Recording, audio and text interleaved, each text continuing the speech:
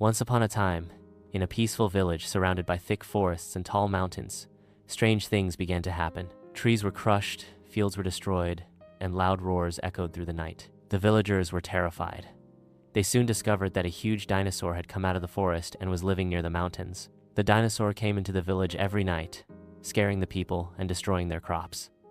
No one was brave enough to go near it. The village elders called a meeting, but no one had a plan.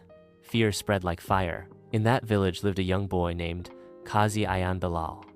He was small but very brave and clever. He saw how scared everyone was and decided he had to do something. He made a plan. He built a strong trap using ropes, nets, and sharp wooden stakes. Then, he placed pieces of meat to lead the dinosaur into the trap. That night, Kazi Ayan Bilal waited in silence. As the dinosaur came close, it stepped into the trap. The heavy net fell, and the stakes pierced its legs. The dinosaur roared in pain, but it could not escape. Kazi Ayan Bilal rushed forward with a spear and bravely attacked the beast. After a long and fierce fight, the dinosaur fell to the ground dead. The villagers came out of their homes, amazed. They lifted Kazi Ayan Bilal on their shoulders and called him a hero.